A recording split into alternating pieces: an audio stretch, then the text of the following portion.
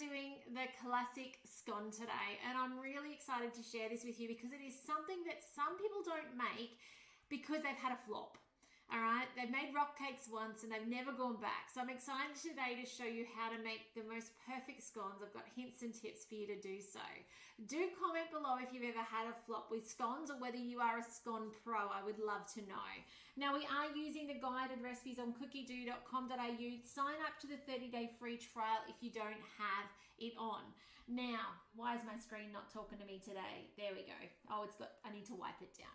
First things first is we need quite a hot oven. We need a 200-degree oven, and then we need to line a baking tray with baking paper. I'm going to skip that. I'm just going to flour mine. I'll show you more about the tray in a moment.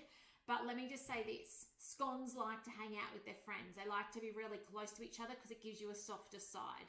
But we'll talk more about that at the end. So first things first is 500 grams of, now it says self-raising flour. I don't buy self-raising flour. I use plain flour when we are cooking with gluten, and I use an unbleached baker's plain. I should start again. I use an unbleached baker's flour for all our baking needs if we're using gluten, okay? And from honest to goodness online, I'm not affiliated. That's where I get my stuff from. And that's why it's kind of yellow colored too, because it's unbleached. Now, we then can convert this to self-raising flour. And all you need is baking powder. I know, baking flour, baking powder, it's all too a bit confusing, isn't it? So I'm going to go just a bit short of the 500 grams and shower my machine as well, because what I want to put in there is baking powder to actually change it to the self-raising. It gives it the raising agent. And for every 100 grams of a plain or a baker's flour, you actually use 1 teaspoon.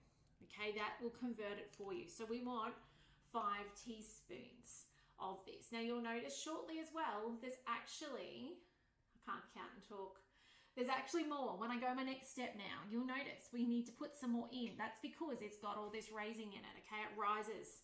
So 2 of those. So there's actually a fair bit. Like that's a tablespoon and a little bit, tablespoon and 3/4 of baking powder. But it's what rises it. It gives us the fluff, which is what scones are, right? They're floured, puffy things. So there we go. There's your tip for today. No more buying self-raising flour. Just have your baking powder ready to add to plain or bakers to make it happen for you. Okay, so pinch of salt, 80 grams of caster sugar. I'm going to put in, I've got some icing sugar I milled for some other recipes this week, so we'll just use some of that, shall we? I'm actually going to cut that, I was going to cut it short till that big chunk fell in. Because as you guys know, we don't normally cook flour, sugar, butter stuff, right? This is a special week in the fact that I have a lot of questions around doing these traditional things that you may still get out of a bowl and a wooden spoon to do. So that's why this week is all about those good old traditional recipes. Some unsalted butter cut into bits, and it's got to be cold, okay? In this case, because that's the way that it kind of comes together, is a cold butter together. So, and you'll notice the next step of our milk is also cold as well. Have I got enough, or do I need to cut a wee bit more? I do. I've just got a chopping board. Excuse this near the microphone over here. Cut a little more chunk off and we'll be right. There we go. And then last up is our milk. Oh, not yet. After we combine these ingredients, then we add our milk. So on with our lid. Next. Now we've got 5 seconds, speed 5, spin it round to 5.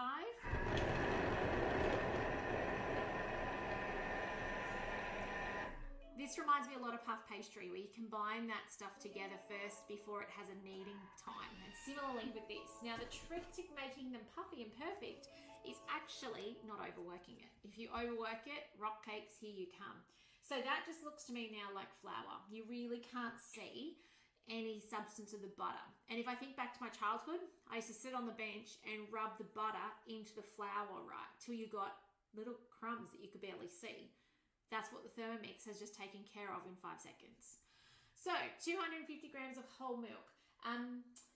By the way, with the butter, one mistake I have seen people make is actually, have I got enough? I'm shortchanged. One mistake I've seen people make over the years with that butter is actually too big of chunks. And when it comes to that 5-second blend, you end up with chunks of butter still then through your scones at the end. So I have seen that a few times. I'm just looking around. I should have a water jug here somewhere. Here it is. And I will use that to make up the rest. So we've actually used, because we don't tend to use much milk, one of my kids has made that up for me, and it's actually milk powdered milk.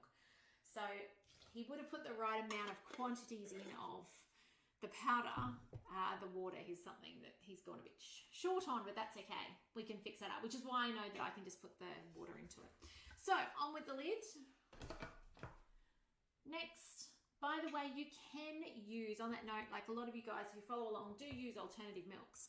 You certainly can with this recipe. You still need the butter. You can't skip the butter, okay? You can't swap in gluten-free flour. It just won't work. But you could use almond, oat, soy, whatever milk you like. The only difference you're going to find is you're not going to get a super brown top on the top of it, because the dairy is what browns up. You'll get a little bit of color to it because you do have the butter, but you won't get a really golden top like you'd expect on the ones you get at the cafe or the ones you might have in your memory. So 20-second knead time, we need a floured mat. Okay, so I've got my Thermomat. If you don't have a Thermomat, book me in for an online demo. We can get you one of these in a pack, discounted. All right, so we're gonna flour this up and we're gonna be ready in a moment. There it goes. So we do need flour on the mat. But the beautiful thing about having a mat is it's not going to make a big mess on your bench. You're just going to push it together and go shake it out and put it away for another day. Okay, tip out. So let's have a look and see though. Is it combined enough? My first glance is it needs a moment longer. Can you guys see how that outside is still not combined inside? So we're going to bring it in, give it a scrape down, and we're going to put it on to knead a wee bit longer. We're going to get that together. We only want it to just make it together. We don't want to go too far, but we also don't want that flour. Like a second ago, that flour was sitting on the outside of the bowl. There was no way it was going to combine in. So it's only going to take a couple more seconds on kneading to get back to that. Hit the back arrow. This is where I reckon can sometimes trick us up, because you then want to mix that through really well. Don't over mix it. So I'm going to actually have a sticky beak in there. And that's combined. So 7 seconds, 2 lots of the blades going forwards and then backwards to pull it, and it was done. So little note there for as you make this recipe. And you know what? That's going to be variable depending on the humidity and so many different things. Look at that. See how it's come together? So to take our doughs out, we just turn the dial on the bottom and it drops out. And there's a little bit left in there. So I can either do it again, or I can get my spatula in there. Either or will work well. So in that goes. I can hear a few of you asking as well about buttermilk. You can use buttermilk in this leftover whey instead of that. Milk will work perfectly fine in there as well. So there's a few other options you can be doing. Back in the beginning of COVID, a couple of years ago, I was going to say very many years ago, it wasn't that long ago though, we did a cook along where we did scones, but we actually started at scratch with making cream. So we got cream and we made butter and we got the buttermilk. And then we made the scones with the buttermilk and the butter that we made as well. But we kept some of that aside. And then we were able to use some leftover cream and the butter on the scones. It was a fantastic way to be able to put it all together, I guess, in a Thermomix. Now, don't overwork this. This is the other spot that can cause contention and trouble. So what we need to do now is get our hands dirty. You can see me going, I don't want to. You guys know I don't love dirty hands when it comes to cooking, and we're actually going to press it. I've got more flour ready. You can see it's actually not as tacky as I thought it was going to be, which is nice. Push the edges together as you do this, because you're going to cut all the way out to the edges, and we want to be about 2 centimeters thick. And now put some flour on the top. Just press that around a little bit. So we want a flattish top unless you want super rustic. Press it out. And then we want something to cut with. Now you can use your measuring cup, although it isn't a perfect circle. I just use a glass. And I said there was a tip here. And I said about scones liking to hug each other. So we'll stay close to each other. I love using something with a side on it. Reason being is that it makes them nice and soft on those side ones rather than being really crispy and hard on those outer. So just my personal preference is I like to put them into something that's got an edging on it, and they like to touch each other. So they actually like to be squeezy up against each other because that means they rise upwards. So let me get my little cup, flour the little cup up, and I'm just using a glass, okay? And then we're just cutting them out. And then, as I made mention, I'll show you how easy this is. Now, if you do like a really golden top, you want to then put some milk on top. Just get a brush and brush milk on top. Totally up to you as to whether you do that. But cut a few of these out and I'll show you how we put them in their container. But the less you can play with this dough, the fluffier the outcome. So now, touching each other. All right, so literally you're not squeezing them in, you're not forcing them in, but you're putting them side by side in there, shoulder to shoulder. Because this is how they rise upwards and then also have the really soft sides when you pull them apart. They're like bread rolls.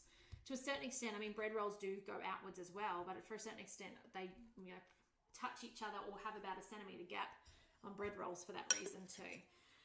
So the trick at the end though, you've got all this leftover stuff. What do you do with it? That's the chef's one. So what that means is when you get to the end and you've got the last bit, you make a few that are your ones that, maybe don't make it to the table, or they're your taste testers before you serve them up. Because the last ones, as I said, if you overwork this mix, they get tough. They'll end up a little rock cake. You won't be able to eat it. So you're actually going to be pressing that mix together rather than, you can't roll it out. You can't knead it together. It just gets tough. So you do need to be, I'll try and show you, I'm just working fast here for you guys. Nearly done here. I don't know if you can hear the family out there, they're busting for them, but they're not cooked yet. You can't eat them if they're not cooked. Here we go, one more to fit in the tray and one more. See how I'm pressing down to make it about a centimetre, maybe 2 centimetres tall. So there we go, my tray's actually full, so I'll have to get a second tray. See there? A second tray for this, but all these leftover bits, what do you do? So all you do, pull them together and press them together. Okay, don't try and roll them. Don't try and make them pretty on top. You'll notice there as I do that, you can still see the lines on top. That's why I say they're the chef's ones, they're the practice ones. Or maybe you can call them your rustic ones. That's always my way out when something doesn't work the way it's supposed to. But then just cut like usual, just knowing that they're going to look a little different on top. They're going to be the individual ones. There we go. I was going to say they're not going to be perfect, but that's your way that you can use up all that mix. And similarly, into a container, touching each other so that they become beautiful. And you know what? The great thing about this recipe is it's only going to take, let's tell you how long, 12 to 15 minutes at 200 degrees. And they are out.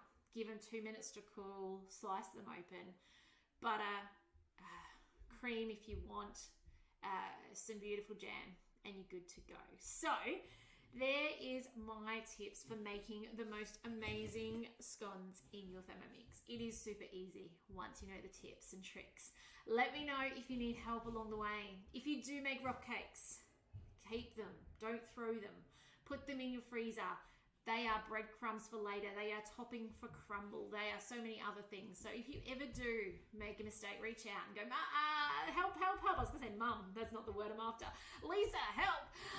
What do I do? I've got this and this is what's happened and what do I do with it? We don't throw things out once we've got a Thermomix. Nothing goes to waste. There's always ways to reuse and repurpose. So send me an email, message, phone call if you know my number, all that jazz. I'm here to help you. I'm here to support you to get the most out of a Thermomix. So that's it from me today. You'll see a photo. Well, you saw one at the beginning. You'll see one at the end. Give these a go. They are amazing. Perfect when you need to whip something up super quick. Perfect when you want to take something over to a friend's house. Just really yummy. So have a great one. Can't wait to see you. Give this a go. Thanks for joining me today, and we will see you on the next video soon. Take care and bye for now.